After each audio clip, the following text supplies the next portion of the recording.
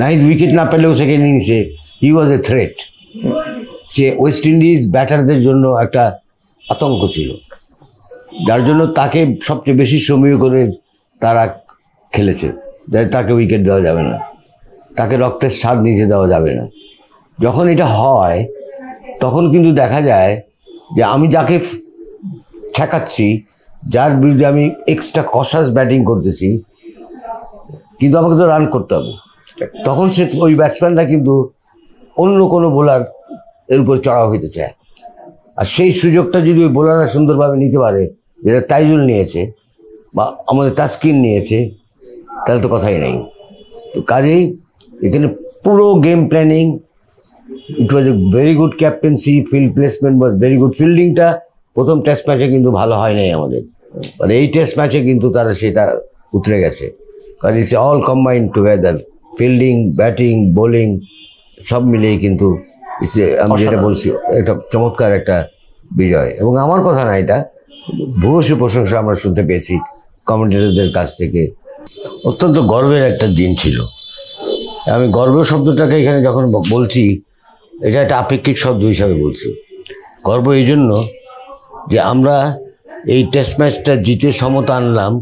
কিভাবে আনলাম, কারা আনলো, কোন স্টেজে আনলাম? ব্যাটাররা এই প্রথমবারের মতো দেখলাম যে তাদের কাজটা তারা সুন্দরভাবে করেছে। জাকের আলী অনেক অপেক্ষা রাখে না, তবে ধারাবাহিকভাবে ব্যাটিং করেছে। Captain Mehidy Miraz back to back performance, ব্যাটিংয়ে বোলিংয়ে। তারপরে যেটা আমি তাইজুলেরটা পরে বলছি, দ্য ম্যাচ উইনার, বাট আমাদের কিন্তু গত এক বছর থেকে বা আর একটু কম আমাদের যে ফাস্ট বোলিং ইউনিট, এটা কিন্তু সাংঘাতিকভাবে বেরিয়ে আসছে। মানে একটা কাকে রেখে কাকে বাদ দিবে, এটা একটা বিশাল প্রতিযোগিতা চলছে। এবং এই টেস্ট ম্যাচে আমরা কী দেখলাম, Taskin player of the series, 11 wicket. But the main find, আমাদের দেশে এখন যদি ফাস্ট বোলিংয়ের যদি কোনো প্রাপ্তি হয়ে থাকে, real Prapti is Nahid Rana.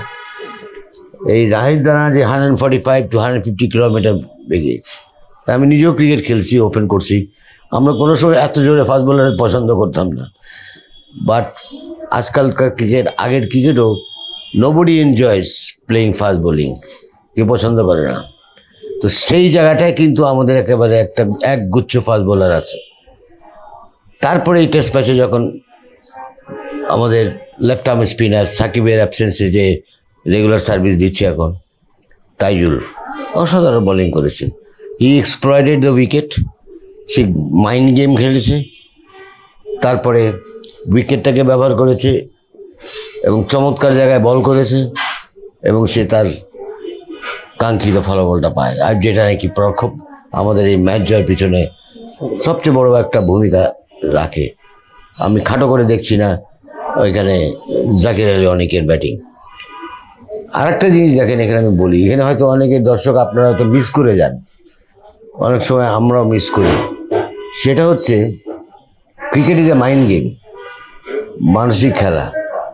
এই ক্রিকেটে দেখবেন চোখে চোখে লড়াই হয় বোলারের সঙ্গে ব্যাটারের। পাশের ফিল্ডার আপনাকে কটূক্তি করবে বা আপনাকে খোঁচাবে, যাতে আপনার কনসেন্ট্রেশন বা আপনার ধ্যান আপনাকে যদি একটু ব্রেক করে দিতে পারে। এই টেস্ট ম্যাচে কিন্তু এটা যথেচ্ছভাবে ব্যবহার করা হয়েছে। ওয়েস্ট ইন্ডিজ শুরু করেছে, বাংলাদেশ ফিনিশ করেছে। অর্থাৎ ফিনিশটা কীভাবে করেছে, বাংলাদেশ কিন্তু পার্টাপড হয় নাই, দে ওয়ার অ্যাবসলিউটলি আনপার্টাপড। অর্থাৎ তাদের এটা গায়েই নেয় নাই এই জিনিসটা। আম্পায়ারকে ইন্টারভিন করতে হয়েছে, ফাস্ট বোলাররা এসে কথা বলেছে, কমেন্টস তো আর আমরা শুনি নাই, আম্পায়াররা শুনেছেন, ফিল্ডাররা শুনেছেন। তো এটাও কিন্তু একটা যুদ্ধ, যদি আইনের মধ্যে থেকে করে কেউ। তো তাদের কি পেনাল্টি করেছে কি না, কোড অফ কন্ডাক্ট ব্রিচ আমরা জানি না, এখনো কোনো মনে হয় করে নিউজ পাইনি।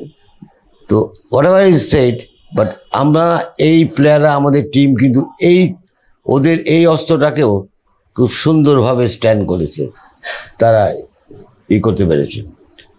তো সব মিলিয়ে আমি মনে করি যে এই টেস্ট ম্যাচের যে বিজয়টা, এটা সত্যিকার অর্থে এবং দেশের বাইরে হ্যাঁ এবং ওয়েস্ট ইন্ডিজের মধ্যে, এখন ওয়েস্ট ইন্ডিজ টিমটাও কিন্তু এখন খুব ভালো অবস্থায় আছে। কিছুদিন আগেও তারা টেস্ট সিরিজ জিতেছে, ওয়ানডে সিরিজগুলো তারা ম্যাচ জয় করতেছে। মানে আমি মনে করি ওয়ান ম্যাচ ডাউন সেখান থেকে ফিরে আসা এটা অত্যন্ত একটা ক্রেডিটেবল পারফরমেন্স।